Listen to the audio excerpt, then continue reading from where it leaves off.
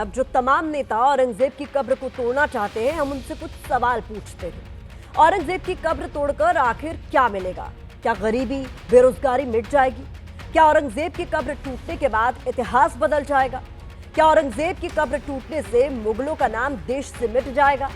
हमारा सवाल महाराष्ट्र के मुख्यमंत्री देवेंद्र फडणवीस से भी है कि अगर कब्र को एएसआई का संरक्षण नहीं होता तो क्या वो इसे तोड़ने का आदेश देते? क्या औरंगजेब विरोध के पीछे सिर्फ हिंदुत्व वाला एजेंडा नहीं है? यही नहीं, क्यों नीतीश राणे जैसे मंत्रियों को भड़काऊ बयान देने की छूट दी जा रही है? क्या यह औरंगजेब के नाम पर किसी सियासी प्रयोग की कोशिश नहीं है? नीतीश राणे ने जो कहा है, क्या वो कब्र तोड़ने के लिए लोगों को उकसाना नहीं है? वो कह रहे हैं कि आप अपना काम करो, सरकार भी अपना काम करेगी।